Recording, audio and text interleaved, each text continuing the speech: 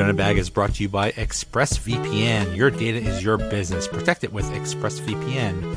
For 3 extra months free with a 1-year package, go to the link listed in my Twitter profile. What's going on, everybody? Welcome to another episode of the Donut Bag.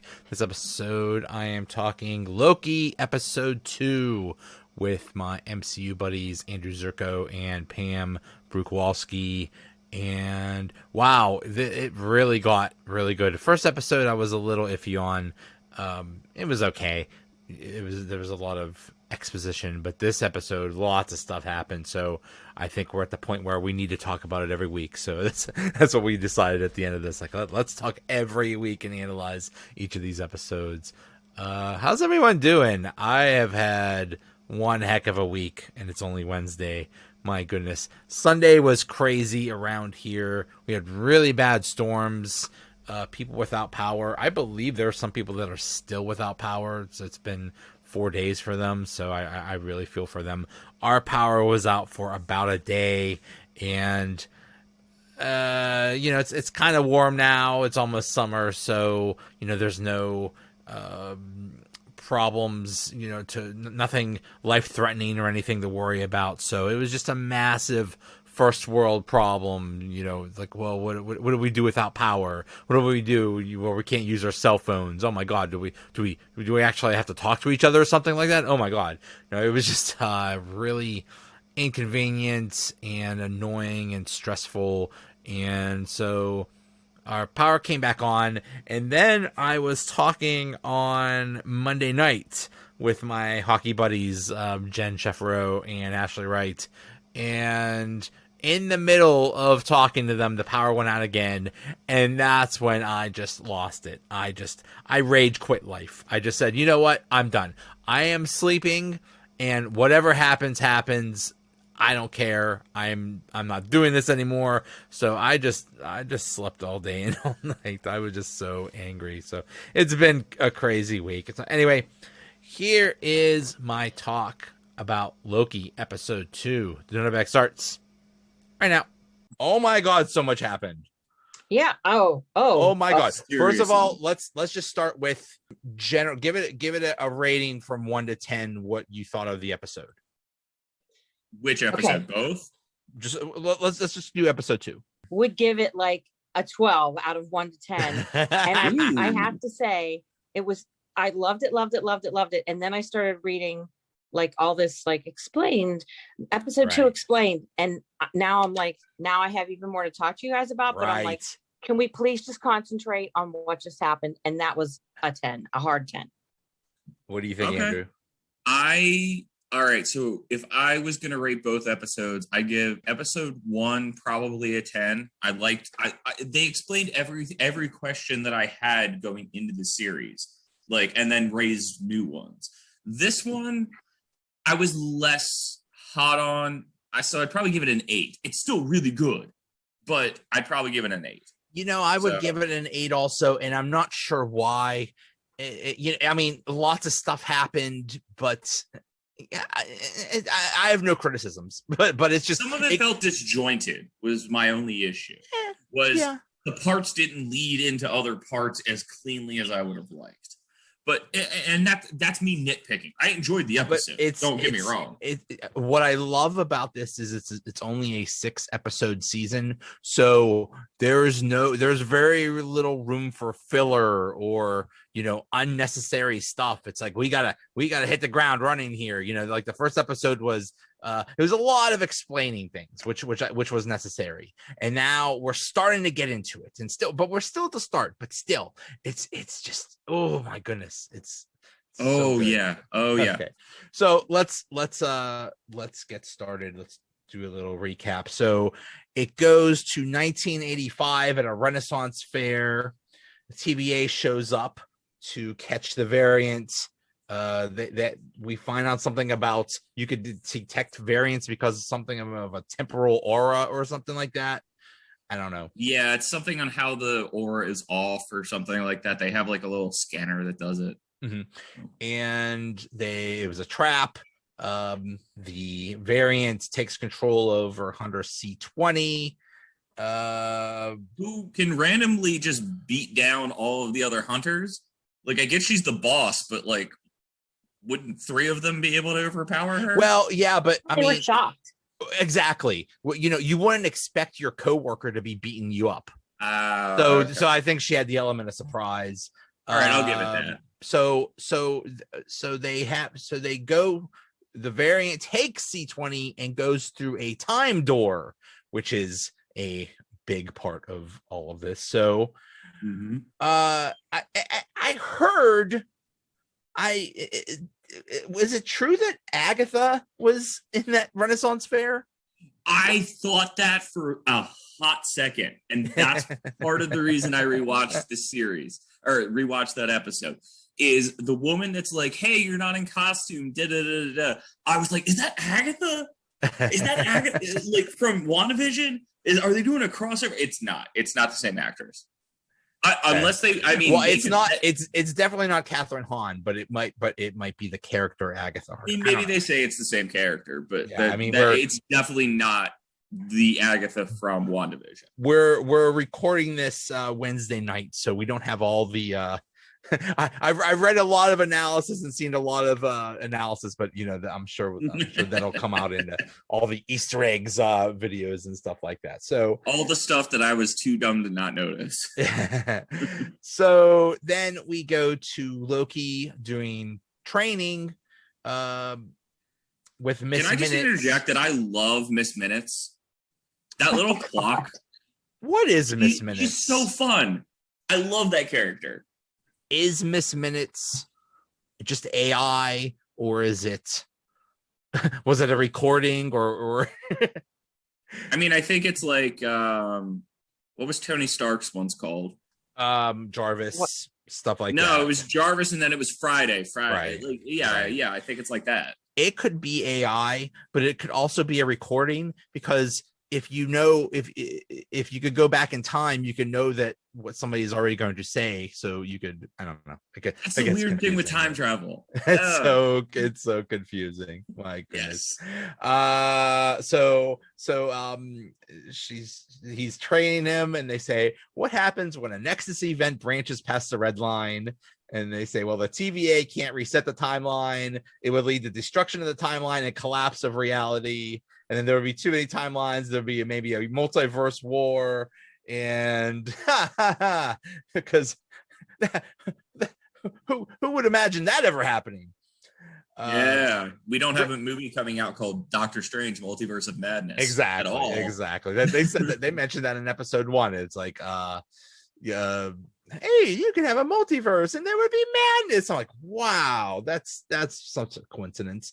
Another thing is, okay, we're talking about Nexus. Remember WandaVision? Remember all those commercials are like, Nexus, you can have any reality. I didn't even make that connection, but you're right. Yeah, there's there's basically the concept of the Nexus being, which Scarlet Witch is one of them, who I actually have a definition of Nexus being: rare individual entities with the ability to affect probability and thus the future, thereby altering the flow of universal stability. Nexus beings anchor the multiverse, so they're extremely important. Thank you, Joseph Webster. Thank you. Yeah, thank you. First search result in Google. Then they do this thing about there's different Loki variants and there's different shapes and stuff of Loki. I didn't exactly understand this part. Why are there so many variants? Did you guys figure out and that? I did get this. I know there was Tour de France Loki, which made me laugh. Like, it's Lance Armstrong Loki. Yeah.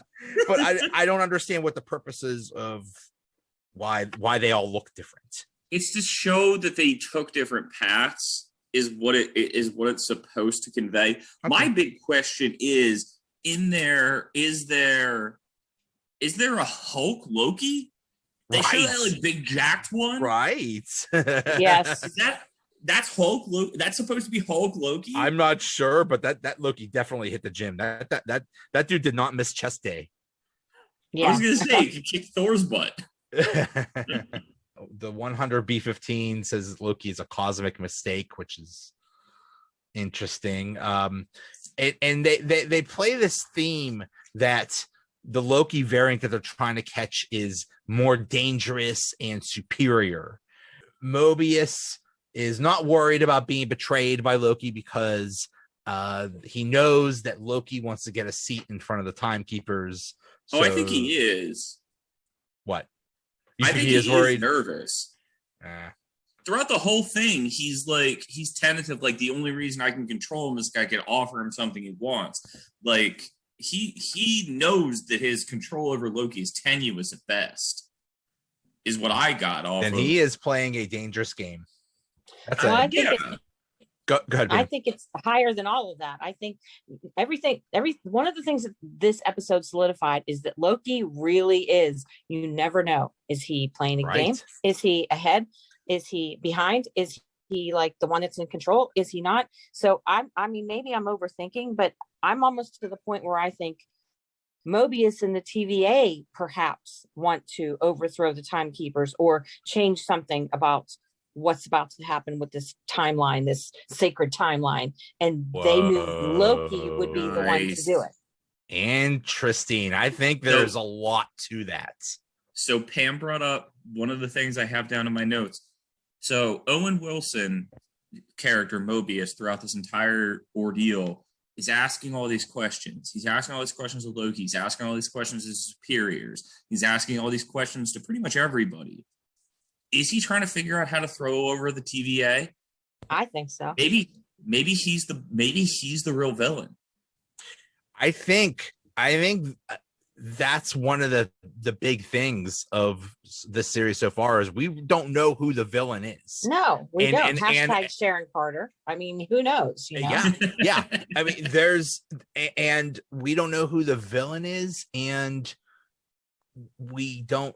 Yeah, there's a lot here that we don't know, and there's going to be all kinds of interesting surprises.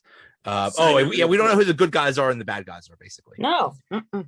Yeah. Side note, real quick, do you guys like Owen Wilson in the role? Yeah.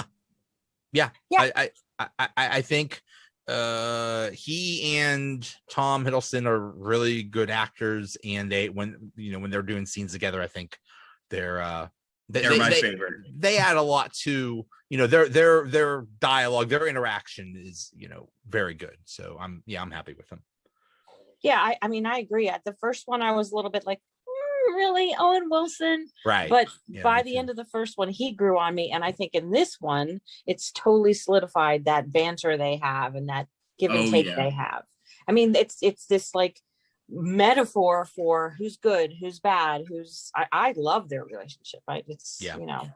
Yes, I love it. Exactly. Honestly, Owen Wilson is so hit or miss for me in the roles that he plays. Like, I love him in some stuff. I hate him in other stuff. Honestly, I don't take him very seriously in anything. Like, when I see he's in a movie, I'm like, okay, whatever. Yeah, I don't have that much respect. Him. What's that? This is probably the most serious I've taken him. Yeah.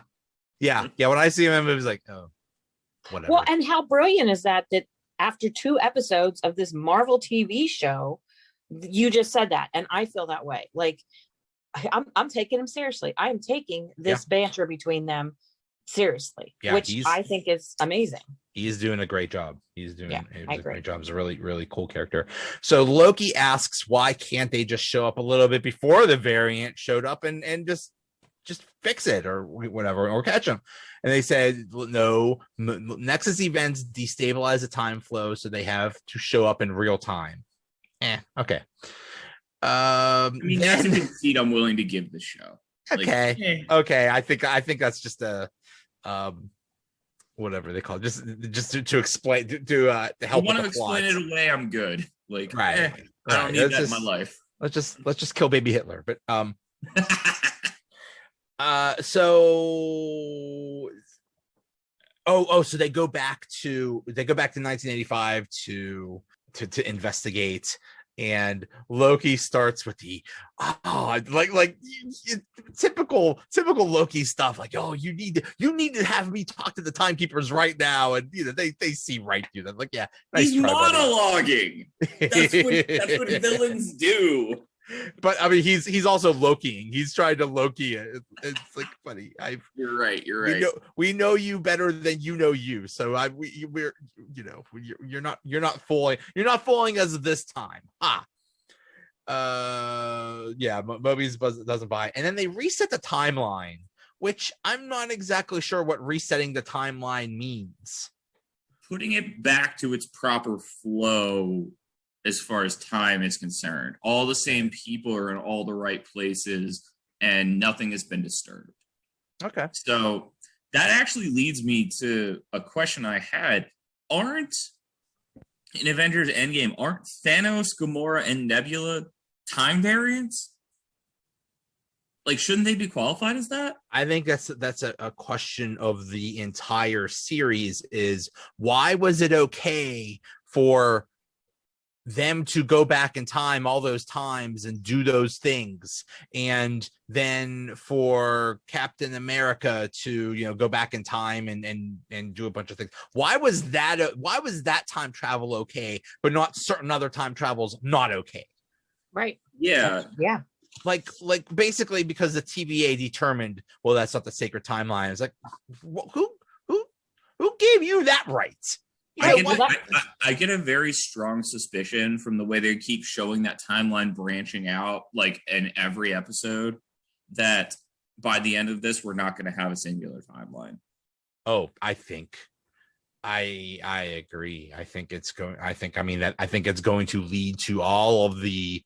I mean, there's the Doctor Strange Multiverse of Madness. There's the there's the Ant-Man movie, which is also related to there's also something with the Spider-Man stuff and that multiverse. So I mean, I think this is going to lead to all kinds of craziness with multiverses and stuff like that. So it's going to be very, very interesting. Well, yeah, and it all of that ties into, I mean, talk about serious themes, free will and predetermined destiny, and they could get really deep with all of this too. And the fact that they brought that, when they had that serious conversation, that I loved that conversation before things sort of got crazy again. And there were so many quotes between the two characters, and existence is chaos, and they're talking about all this different things. But when Loki brought up the free will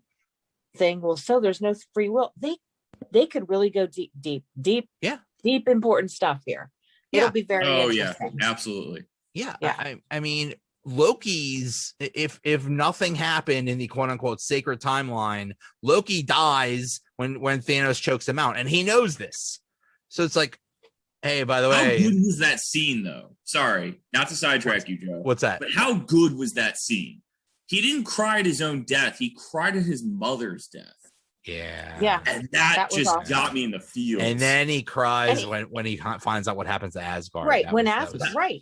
Exactly. Yeah. I thought that just got me though. Like, he's not that self-centered. Like, he puts on that portrayal of how self-centered he is, but he's not really. He really cares about the people that are around him. And that just, that hit me right in the feels. Well, that's what we learned in the quote unquote sacred timeline, is eventually he, reconciles with Thor, and, he kind of redeems himself. So yeah, but it's nice to know that this 2012 Loki also had those same feelings. It gives it a bigger depth of like, these feelings didn't come out of nowhere. These feelings came from a place. That's a good point, because this is the 2012 Loki that literally just tried to enslave the earth, and because that was right after the first Avengers movie. So that's interesting. It's like basically Loki at his worst. Even at his worst, he still shows an empathy side. Yeah. So then Mobius meets with Judge Renslayer, who, this is an interesting character. She's not just a judge. She looks like she's like the head of the TVA or something like that. She look like the top dog. Yeah. She's the one that communicates with the timekeepers. All right. So hear me out on this and give me your opinions. I don't think the timekeepers are still alive. I think this is all facade. I think the entire either they're not still alive or they're not what we think they are. No, there's some incarnation of whoever these bad timekeepers are who are trying to take over. Maybe they're not alive, but I agree that they're not just actual beings that are trying to run things. There's something more there. I've heard something basically like a Wizard of Oz scenario. It's like, oh, we see the wizard, and just some dude.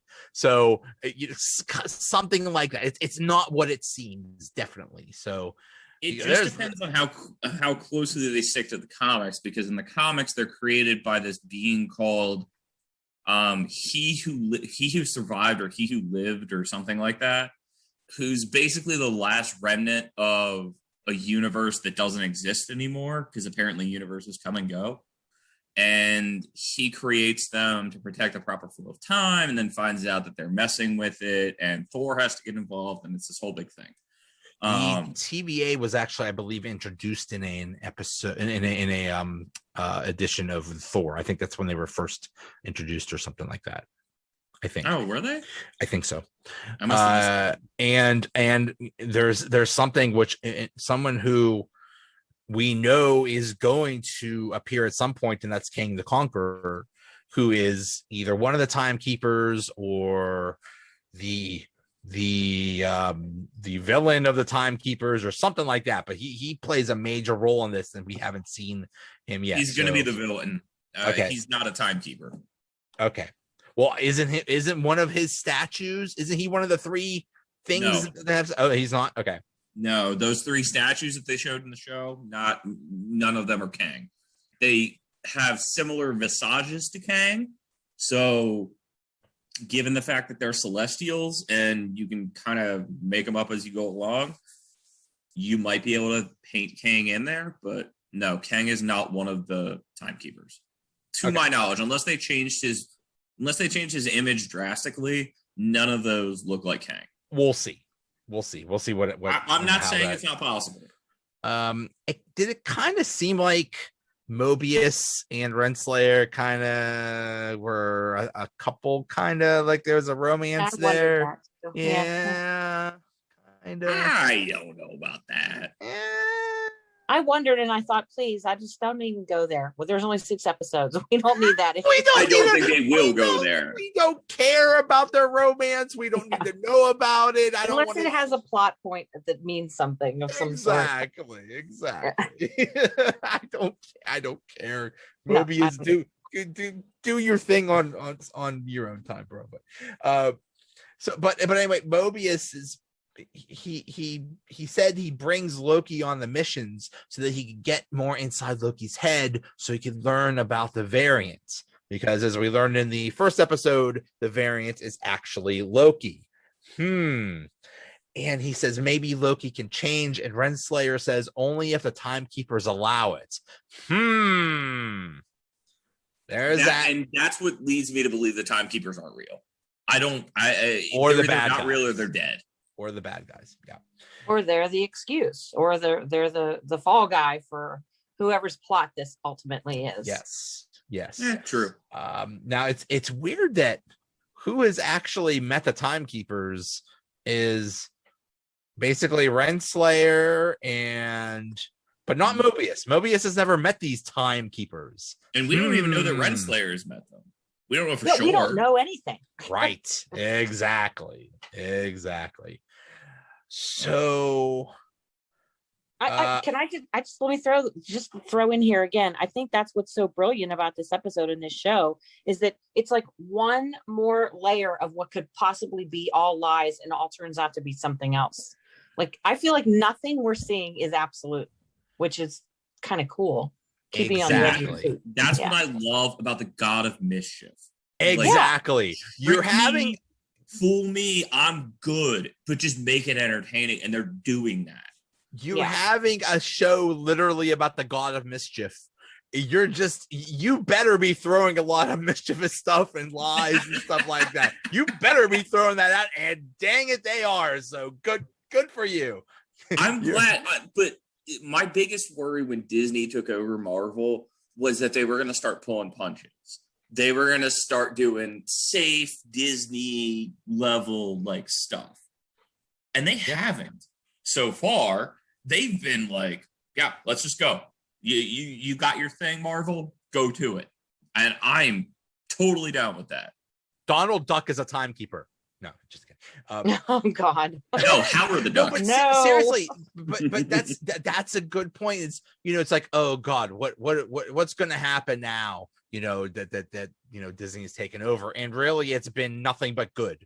I am so happy that I think it's, did one of you say I want this all at once or something like that? It's like, no, I don't want it all at once. I want to analyze every episode and have it week to week and be, crazy thinking about what can't wait for the next episode, as opposed to like a Netflix thing where they just throw it all at once, or a 2-hour movie where they don't include all these details. Give me these 6 to 8 episode series. I am loving this. So thank you Disney and Disney Plus. That is, I don't know, what is Disney Plus, like $5 a month or something like that? That is money well spent. I am loving this stuff.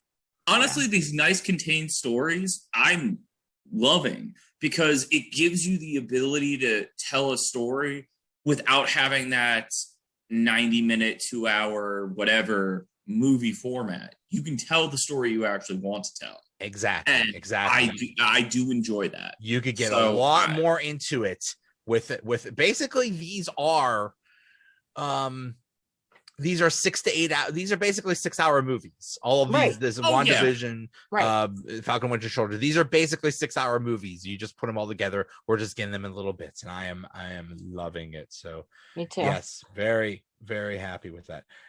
So then Loki tries to explain what happened, and Mobius says, he's there to catch the superior Loki. So he's trying to bait him. Yeah, he's trying to bait him. It's like, it's like you're the inferior Loki.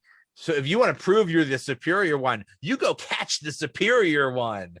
Well done. Yeah. Well done, Mobius. Then he says, that was easy. That was easy, just ego stroking. Oh yeah. Yeah. Mobius says, I'll tell you 2 things. You can believe whatever you want. One, I loved that scene. That scene made Owen Wilson's character for me. I see a scared little boy, and 2, I'll tell you whatever you need to get you to catch him. So it's because I've done that. Yeah. There you go. Psychology. So he mentions this is his final chance, but he's going to have to do some work, and the work is he's going to have to go over every single case file of all the other Loki variants, and he kind of suggests that his life depends on it. And Loki tries to just, it's like, hey, can I get those files on the beginning of the universe? Like, oh yeah, sure, here you go. No, those are classified. It's like, what files am I allowed to see? Exactly what he was supposed to see. So very funny. But this is where he sees that he learns about the destruction of Asgard. Yep. And he starts to well up. Yeah. They make a point to shoot it on his eyes, and you see the tears forming, and he doesn't quite cry, but he definitely, like, you see the welling of the tears. And so you know that he did have some affinity to Asgard itself, despite what he says about it. Yeah. I mean, and it's obviously planned, like you guys just implied anyway. I mean, it's obviously all planned. It's so who's planning what on top of what? Like, they wanted to see, did they want to see if he had that reaction? Did they want to just send him after whatever, like the next move? It's that so planned. It was a planned thing. Show him Asgard and see what he does. Right. Who's watching that? Right. Who's let's see what he does. Interesting. So then Loki figures out, so if you have an apocalypse, then you could do whatever you want before that apocalypse, because it doesn't matter, because everything. I love that Pompeii scene. Oh my God, that's awesome. That was an awesome. That was Tom Hiddleston just doing his thing, and he's just like throwing goats and chickens and like whatever. And he's just like going off. And I love the reaction of the Romans. Yeah, they're looking at him like, whatever, you know. Like, exactly. Like, oh, great, crazy Owen guy. Wilson's reaction is great in that too. Like, he's just like, "What are you doing?" And I'm like, and he's just like, "Oh yeah, that might work." And then he like comes back to his little time computer wristy thing, and he's like, "Ah, yeah, that worked. We can go now." Yeah. Before we all die. I unfortunately, what that scene brought me back to that stupid Amazon commercial where the guy is trying to find out when Mount Vesuvius exploded and when that all happened, and like I guess the daughter's trying to just trying to get information, and he's subtly asking Alexa the details, and it's like, oh great, because I knew it's like what bothered me about that Amazon commercial was like he was there and it's like, excuse me, what year is it? And they're like, it's a 79 AD. I don't think people in 79 AD are like, hey guys, can you believe it's 79 AD? I don't think they were. I don't think they were using that kind of calendar yet. But anyway, so Loki is proved correct. And then they have this conversation where Mobius basically says the timekeepers write the past, present, and the future, and they're currently writing the future. And once they're done, then the TVA can just go away because there'll be no more chaos, because everything will just, everybody's fate will already be written. And that's confusing for me. I think there's major issues with that. Yeah. Yeah, that part super confused me. I was like, so it just ends? Like, yeah, there's no, like, he says they're writing the epilogue, and I'm like, that's not an epilogue, that's an ending. Like, yeah, right. Interesting word choice. I don't know what that meant. I'm curious if, and again, this leads me to believe that Owen Wilson may be the final villain, because like he may be trying to subvert the TVA or something like that. I think the TVA is the villain, and I think, or the timekeepers are the villain. They're bureaucrats. Okay, they're set to be a villain for a certain purpose, but they're bureaucrats at the end of the day. They're not big and overarching, and like they're not Thanos level. Okay, I think the timekeepers are the villain. The TVA is just the entity working for them. So the TVA isn't the villain, but they are working for the villain. They don't know it. They think that the villain is actually. So they're like what was that Kree guy with the hammer in Guardians? Something that was another Conqueror, or is it? No, he was the Punisher. Yeah, Korath's Punisher, maybe. Maybe whatever. Something, but anyway. Yeah. Anyway, he was working for Thanos, so yeah, I guess these guys could be working for somebody else. Yeah. They just I mean, they do pencil push very hard. Yeah. Villains don't always know they're villains. In fact, no villain thinks they're a villain. Every villain thinks they're the hero. Not every.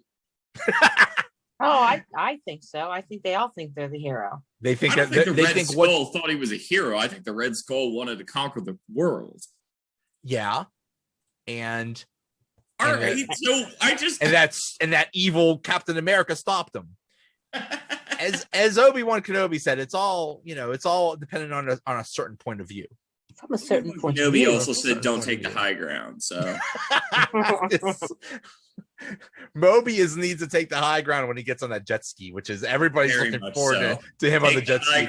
Take the high ground. So we're to see at some point that jet ski's he's getting on that jet ski. I want Mobius on the jet ski, and I want Loki on the back of him, like holding him and like a 2-person jet ski, and they're just like jumping over waves behind it.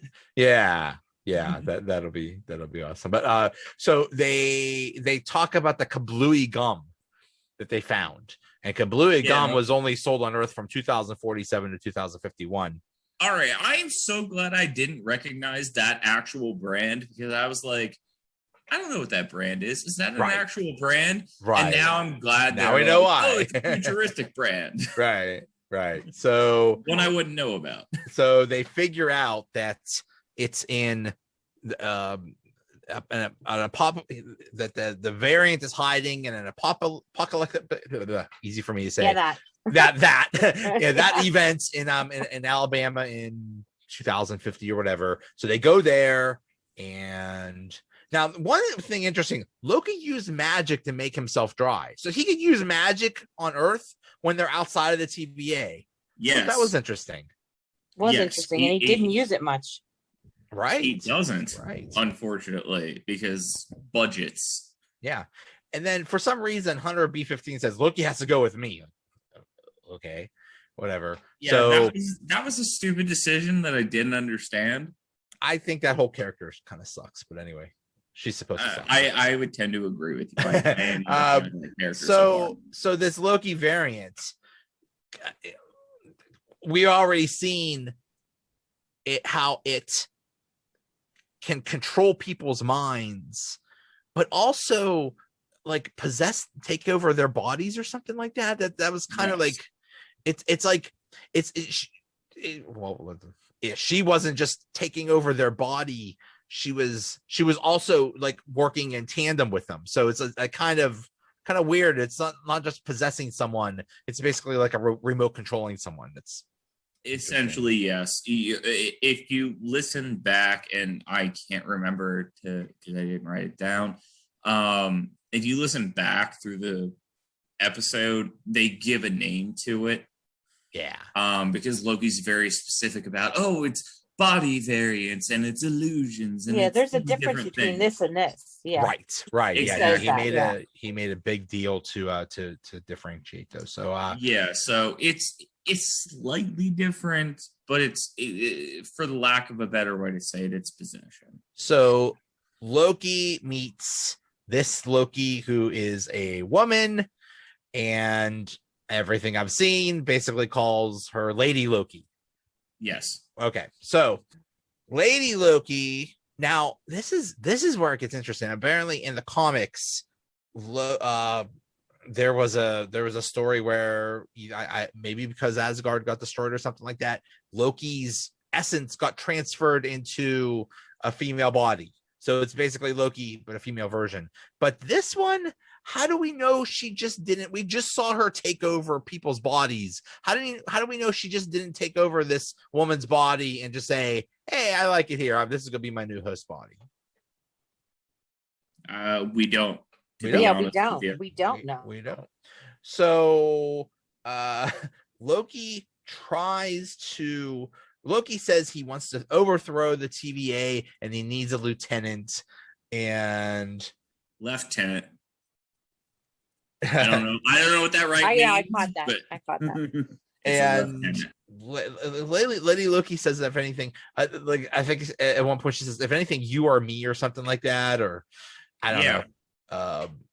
So then there's they find that C-20 that got kidnapped back in the Renaissance Festival, and she's like freaking out, and she kept saying it's real, and she also says that she gave away how to find the timekeepers.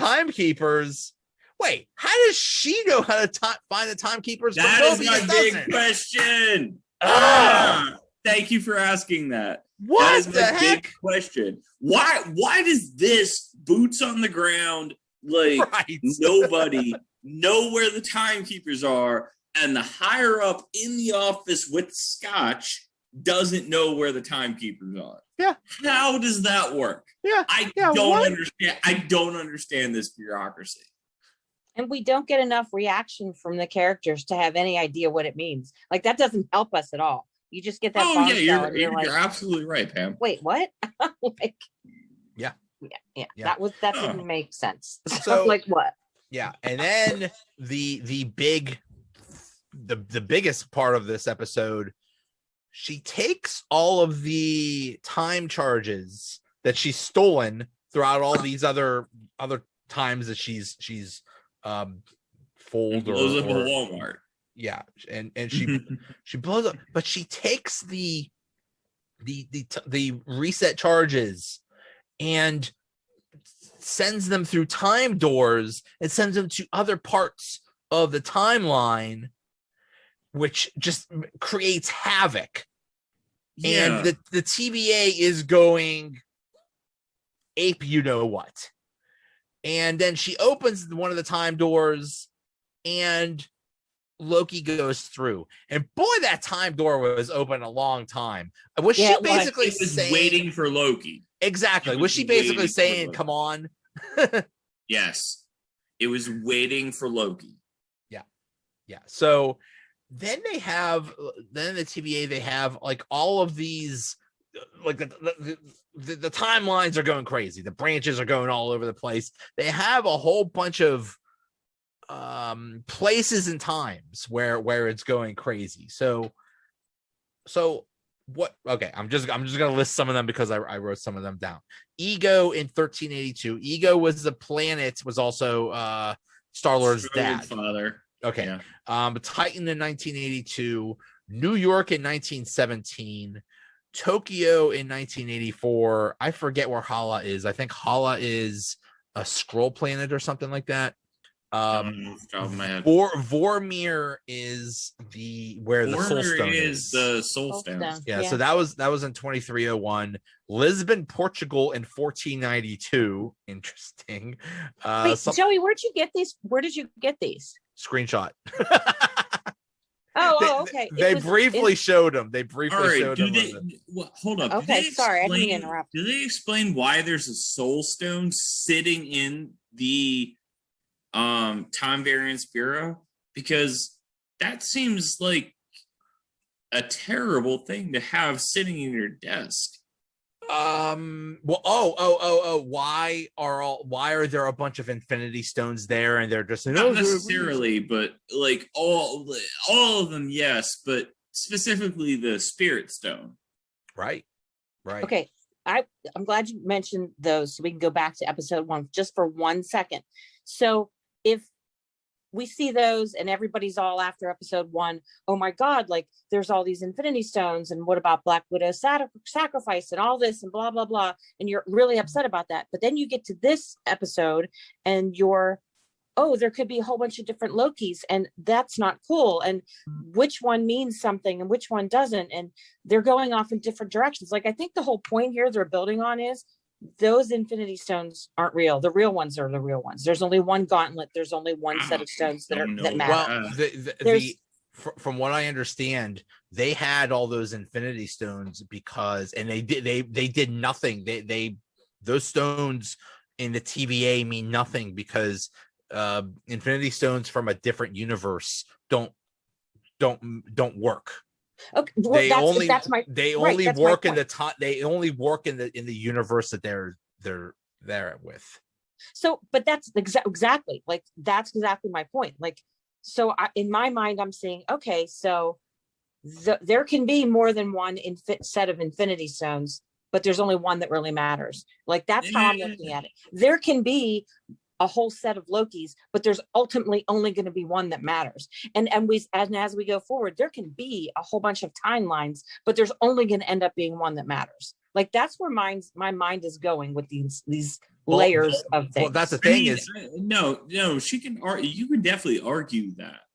It's the way it's presented with Avengers like Endgame and Infinity War and stuff like that, where there's only one of this person.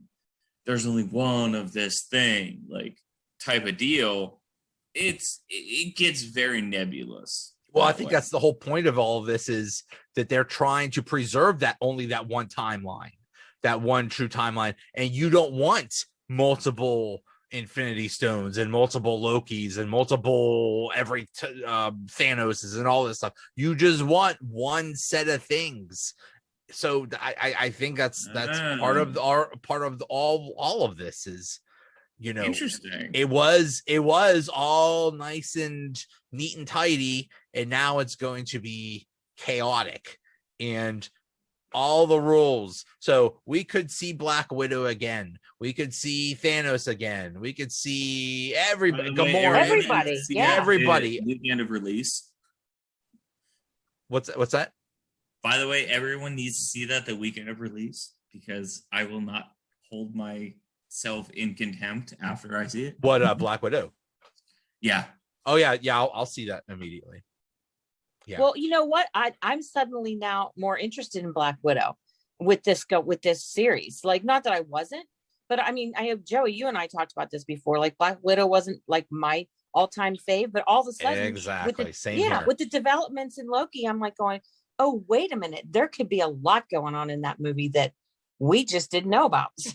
They have Taskmaster as their villain, and I am so stoked for that. Well, yeah, I mean, stupid me. First of all, I've said before, Black Widow was one of my least favorite characters, and then I thought, why are you doing a movie about a character that's already dead? But really, I think that is going to be there's going to be a lot coming from that.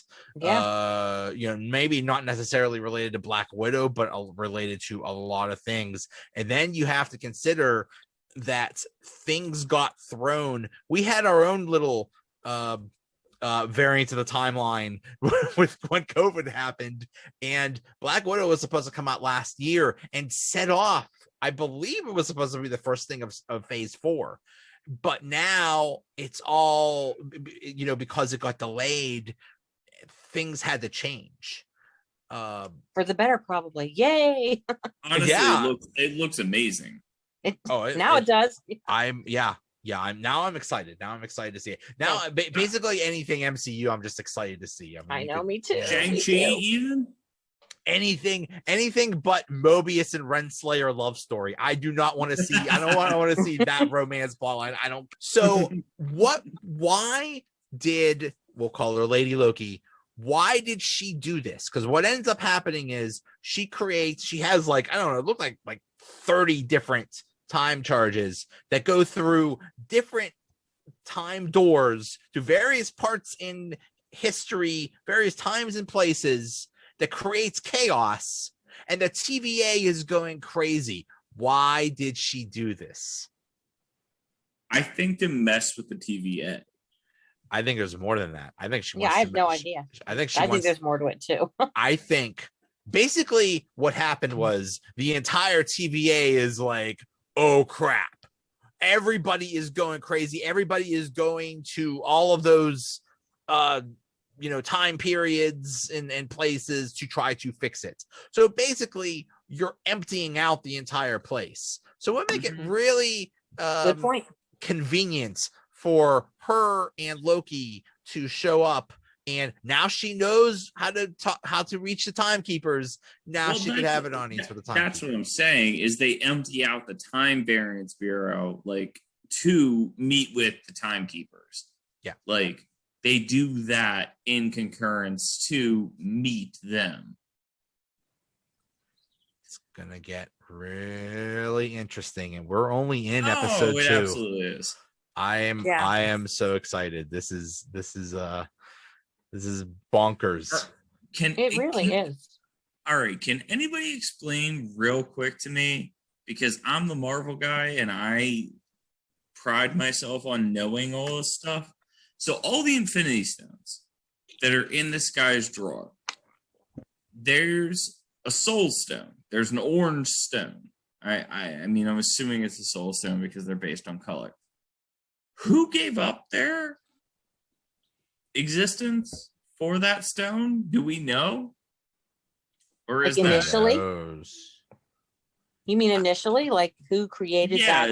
Yeah, who jumped off the cliff like Black Widow did? I mean, you're going by rules of a universe that the TVA doesn't follow. The TVA could have just shown up and said, "Hey, yo, I want that stone." No, but they do follow to a point. For whatever reason. I mean, how did, in theory, Captain America went back and took that and put back that stone? So how, Why wasn't he a variant though? Exactly. Why was it okay for him to just go back in time and do all that stuff? And we know, I mean, completing the perfect timeline, like if that's part of the perfect timeline, I get it. But seriously, you have this guy that went back in time. How is he not on your radar? Exactly. Because that was supposed to happen.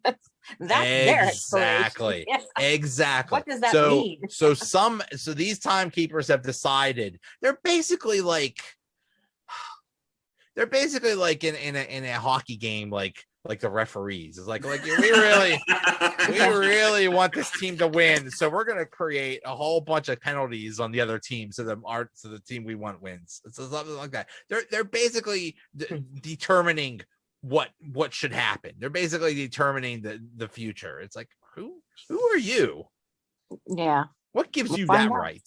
And that's the thing. I think, when Loki finds out, it's like, oh, hey, in 5 years you're gonna get choked out by Thanos, and that's the end of you. It's like, I don't like that. Yeah.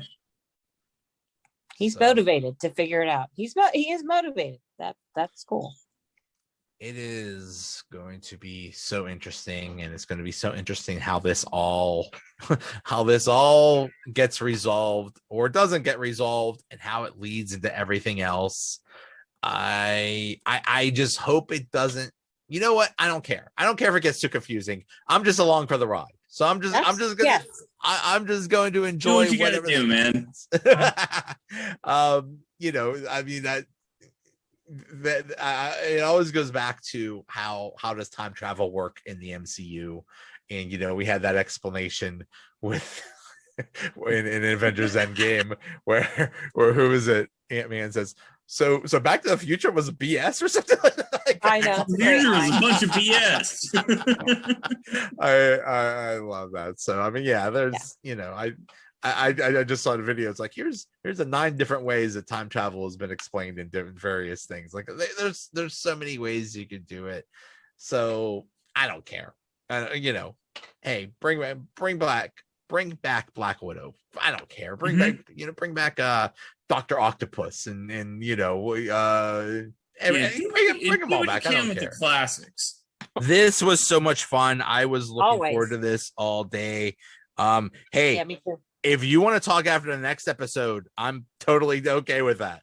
I'm in. Sign me up. Yeah, I can't not talk about it. We're at the point where we have to analyze every episode. So there's only so our next 4 weeks might be set. Yeah, I am down. Good. I cannot not talk about it. I agree. I am so excited. This was so much fun. Okay, guys, thanks so much. Yeah, thank you. See you guys. All right. Yeah, bye everybody. Bye.